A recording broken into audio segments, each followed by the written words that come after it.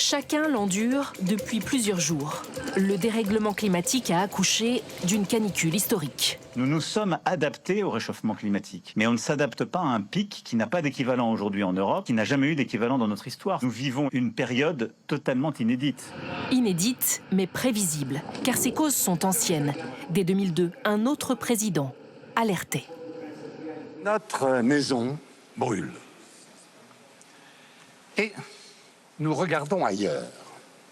Nous ne pourrons pas dire que nous ne savions pas. Pourtant, dès 2003, se noue un drame silencieux. Une canicule meurtrière s'abat sur la France. Elle provoque 15 000 décès. Le gouvernement n'a pas pris la mesure du phénomène. Non, je ne sers pas la main. C'est une vraie honte. Il n'y a pas de glace pour glacer les patients, il n'y a rien du tout. Et vous venez quelques jours après. C'est un vrai scandale, monsieur le ministre.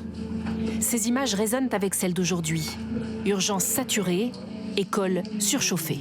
Le simple rayonnement solaire transforme la classe en serre. Et on a relevé hier des températures allant jusqu'à 36,5 degrés dans la matinée. Pourtant, depuis des décennies, les scientifiques en appellent à un sursaut. Comme Haroun Tazieff, qui nous disait déjà en 1979 que l'humanité danse sur un volcan. Pour faire des profits colossaux, on massacre nos forêts. Voilà. Il pourrait y avoir un effet de serre général, réchauffement de 2 ou 3 degrés de la température de l'atmosphère.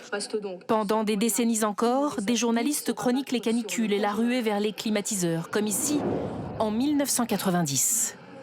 Vous cherchez un ventilateur, oui. Vous pensez que vous allez en trouver? J'espère. Je suis sûre qu'il y en a pas. Il y en a certainement plus, là. Les images se suivent, se ressemblent, et les gouvernements se succèdent. Mais pour quel changement? Brice Lalonde était ministre de l'Environnement sous François Mitterrand. Moi, je disais, oui, on va avoir le climat de Séville à Paris bientôt.